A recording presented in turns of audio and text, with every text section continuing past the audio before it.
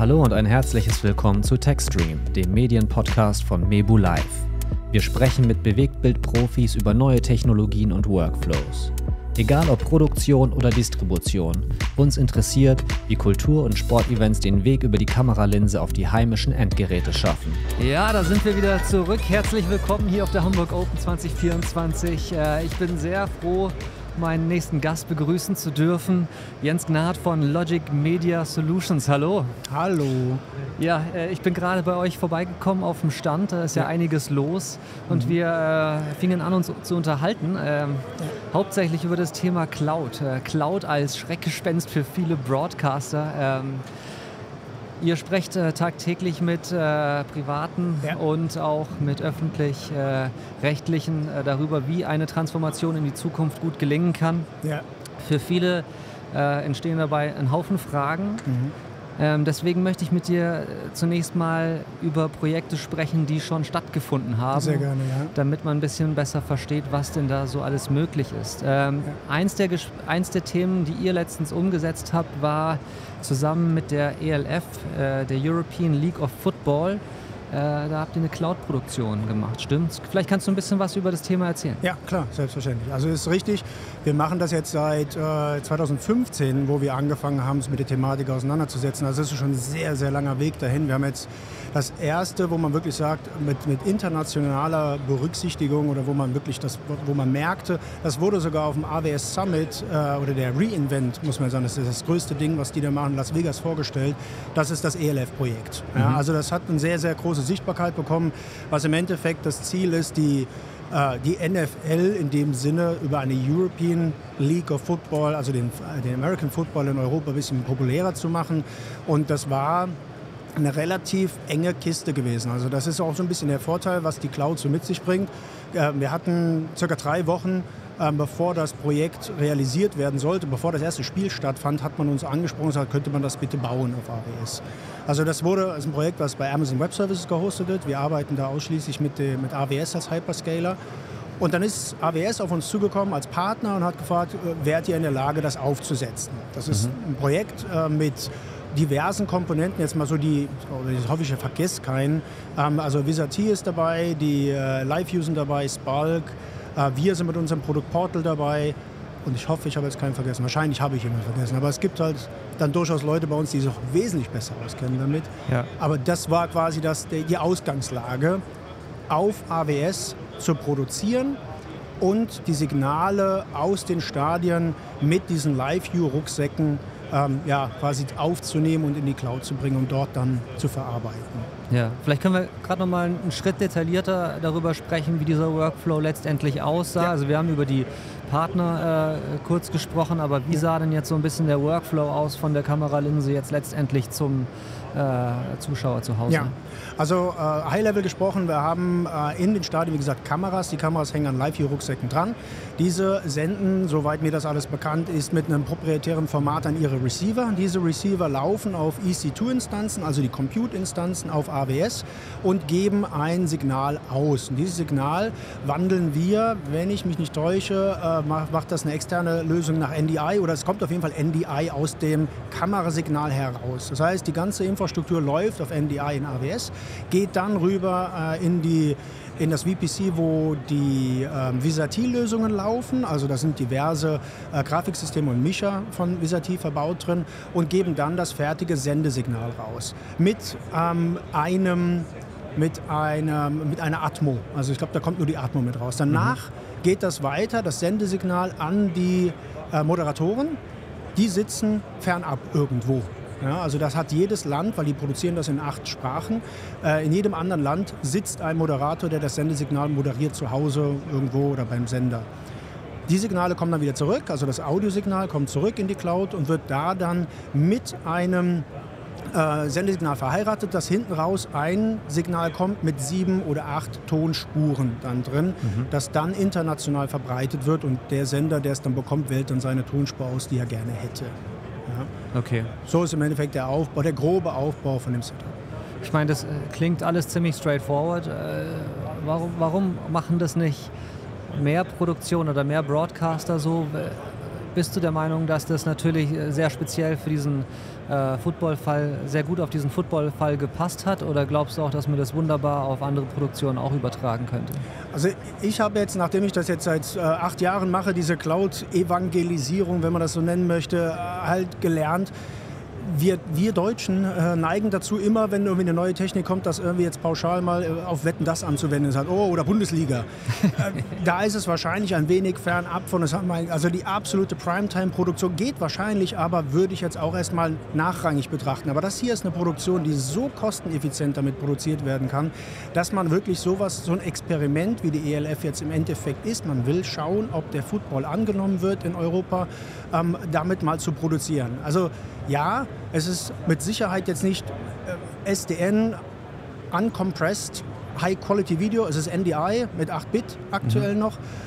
Aber für das, wo ich es nachher verbreite und was die Leute nachher zu Hause sehen, also wahrscheinlich ein HLS paketiertes 10 Megabit-Signal, ist das qualitativ absolut ausreichend. Und das ist das, wo wir uns, glaube ich, ein bisschen befreien von müssen, dass wir sagen, wir müssen immer die ganz große Keule schwingen und sagen, ja, aber das würde ja nicht für die Bundesliga von. Ja, wahrscheinlich. Ist okay. Darum geht es aber auch gar nicht, sondern ich mache Produktion, die ich sonst vorher nicht wirtschaftlich produzieren könnte. Und das ist hier sehr, sehr gut gelungen. Also es ist so gut gelungen, dass es A angenommen wurde und B dieses Jahr gerade wieder. Also es wird diese Saison 2024 wird genau so wieder produziert. Also es ist auch eine Lösung, die kann man wieder quasi einstampfen. Da waren jetzt keine laufenden Kosten, die aufgeschlagen sind. Und es ist sogar so kosteneffizient, dass man auch in diesem Jahr wieder anfängt, das Ganze aufzubauen, den AWS-Server anzuschmeißen, die Live-Views zu mieten? Oder, Das ist ein ganz guter Punkt. Das ist eine der ganz kritischen Themen, die man betrachten muss, wenn man in die Cloud geht. Cloud kostet viel, wenn ich nicht weiß, wann ich ausschalte, wenn ich es nicht mehr brauche. Und nicht nur alleine ausschalten ist ein Ding und sagen, naja gut, ich schalte jetzt irgendwie den Server aus oder sowas. Es gibt auch die sogenannten Idle-Kosten in Clouds sehr häufig, das einfach den Status erhält, dass man sagt, ich erhalte den Status, dass ich nur noch den Schalter an- und ausschalten muss nachher. Aber das kostet auch Geld. Also es gibt Idle-Kosten für nahezu alle Services, die irgendwie auf AWS sind, wo man sich dann Gedanken machen kann. Da gibt es so Funktionen wie ein Snapshot, dass man sagt, ich fotografiere den Zustand und dann kann ich wirklich alles ausschalten und habe dann keine Kosten mehr, muss aber dann beim Neustart der Saison die ganzen Snapshots wieder deployen. Das kostet dann wieder ein bisschen mehr Zeit. Aber ich spare mir eben die Idle-Kosten also die größten Idle-Kosten, Treiber kann man gerne mal hier so mitgeben, sind sogenannte EBS, die Block Storage. Die sind unglaublich teuer. Das sind die Festplatten, die an den Rechnern dranhängen, virtuell. Die sind richtig teuer und da muss man lernen, dass man die runterstrippt auf ein absolutes Minimum und sagen, okay, da reichen irgendwie, 10 Gigabyte fürs Betriebssystem und ein bisschen was drumherum. Aber wenn ich da 2 Terabyte permanent laufen lasse, dann frisst mich die Idle-Kosten nachher wieder auf und dann habe ich nichts gewonnen. Ja, also das ist so das Wissen, die Ausbildung, dass man weiß, wie funktioniert denn diese neue Technik. Das ist das, wo wir am meisten drüber stolpern aktuell, dass wir bei Kunden stehen und sagen, die finden das alle super, finden das alle gut, aber es kann ja auch nicht das Ziel sein, dass ich mich auf Firmen, wie wir es sind, komplett bei meiner Produktion verlasse und bei meinem Betrieb des Hauses. So funktioniert das ja nicht. Die müssen das ja selber hinbekommen. Ja. Da können wir gleich nochmal drüber sprechen. Wir hatten an eurem Messestand auch kurz über ein anderes Thema gesprochen. Da ging es um On-Demand-Encoding. Das schlägt ja in die ähnliche Kerbe rein. Da geht es ja auch darum, Instanzen hochzufahren und wieder runterzufahren, wenn man sie braucht. Und das ist ja in vielerlei Hinsicht dann ein Rechenspiel. Vielleicht kannst du mal auf dieses Thema eingehen und sagen, was die eine und was die andere Alternative ist und wie man da vielleicht zu einer Entscheidung kommt, was für einen letztendlich besser ist. Ja, also grundsätzlich ist die Cloud ja immer so ein Business-Case-Monster. Ja, also man guckt sich das an, was mache ich eigentlich, wie funktioniert das, wann brauche ich es wirklich und was kann man da besser machen. Und das ist so ein Anwendungsfall, nahezu jede Rundfunkanstalt, die ich jetzt so kenne, haben sogenannte Event-Encoder, also die man für Events vorhält, weil mal Bundestagwahl ist, weil irgendwie Fußballspiele, was auch immer. Das heißt, da steht ein Encoder im Keller, der wird pro Jahr 100 Stunden genutzt und der Rest vom Jahr ist er im Idle-Mode. Der Idle-Mode ist natürlich bei einem zu Hause Strom und Klima, das ist es im Endeffekt. Und, muss man auch berücksichtigen, natürlich Service-Level-Agreement-Kosten, die zahle ich ja trotzdem, also jährliche SLA-Kosten. Und wenn ich jetzt aber weiß, ich hatte das bei einem Kunden, die gesagt haben, weißt du was, mehr als 80 Stunden brauche ich das Ding nicht im Jahr. Das ist das Einzige, was ich machen will. Das war die Anwendung UHD-Encoding. Und UHD, ABR-Encoder, also der adaptive Bitraten erzeugt, ist immer noch teuer. Kosten immer noch so 35.000 bis 40.000 Euro. Ist immer noch kein kleines Ding. Man kann jetzt aber sich die Gedanken drüber machen, zu sagen, ich kaufe einen Mezzanine-Encoder, also der ein einziges qualitativ hochwertiges Mezzanine-Format, Mezzanine-Stream erzeugt und gehe damit in die Cloud und nutze dort die adaptiven Bitraten, Encodings auf Stundenbasis. Dieser kleine Encoder, der da vor Ort ist ein FPGA-Encoder, der verbraucht fast gar keinen Strom. Ja, der kann auch durchlaufen, der hat dann irgendwie, weiß ich nicht, vielleicht 20 Watt oder sowas, versus was ein großer Encoder, der 2,5 kW zieht, der rund um die Uhr läuft im schlimmsten Fall, habe ich dann einen Encoder, der liefert mir bei Bedarf ein Quellsignal in die Cloud und habe dann irgendwas zwischen 15 und $20 für UHD-Encoding. Hängt so ein bisschen davon ab, wie viel Bitraten ich im UHD noch haben möchte. Bei dem waren es jetzt 3 im UHD plus, glaube ich, 6 im HD und SD unten drunter. Und dann habe ich bei 80 Stunden mal $15 die Stunde plus eine Einmalinvestition für den Encoder von 5.000 Euro ein Business Case, der interessant werden kann, weil ich Strom und Klima massiv spare. Ich habe, wenn ich es nicht brauche, gar keine Kosten mehr bei AWS, das schalte ich ab. Also das ist ein interessanter Anwendungsfall, den wir immer mehr sehen. Ja, das ist natürlich die Frage, wer kann diesen Anwendungsfall mal durchrechnen. Bei den Broadcastern, das ist immer so die Frage, ne? Verlässt man sich auf die Technologie, die man schon seit Jahr und Tag kennt, macht man da weiter oder switcht man dann doch mal rüber zu neuartigen Dingen, auch vielleicht mit der Angst im Nacken, dass man eventuell abgehängt werden könnte. Ne? Ja. Ihr wollt auf jeden Fall unterstützen bei Logic und habt deswegen Schulungen jetzt an den Start gebracht, um die Komplexität so ein bisschen zu erklären und die Angst zu nehmen. Ja. Um was geht es da genau?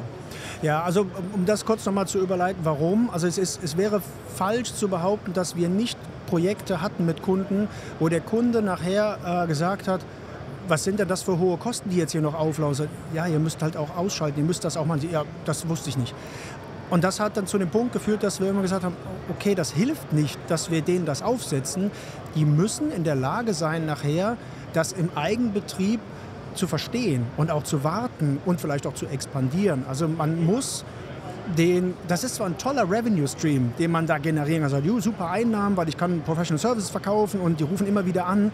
Aber das ist ja kein Geschäftsmodell für den Kunden. Ja? Das ist ja Quatsch, wenn ich irgendwie mir was kaufe und kann das aber selber nicht betreiben, ja, weil ich das nicht verstehe, vor allem wenn was kaputt geht. Also ihr wollt diese Schulungen gar nicht anbieten.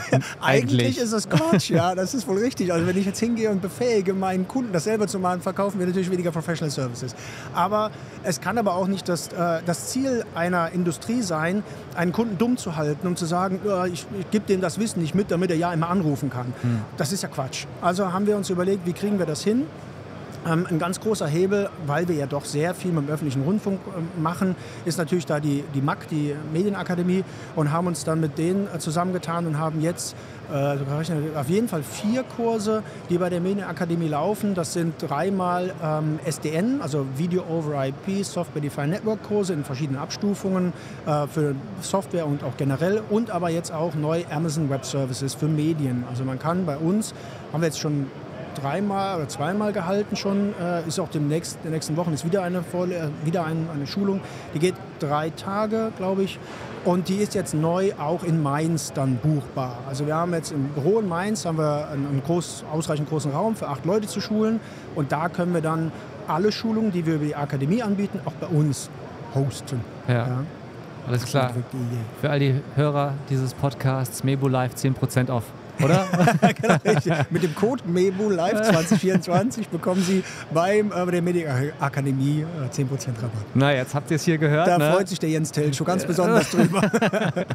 Alles klar, wir sind schon 4 Minuten über die 10 Minuten drüber. Es war trotzdem sehr interessant. Jens, vielen Dank, dass du da warst, und ich wünsche dir noch eine schöne Zeit hier auf der Hamburg Open. Danke.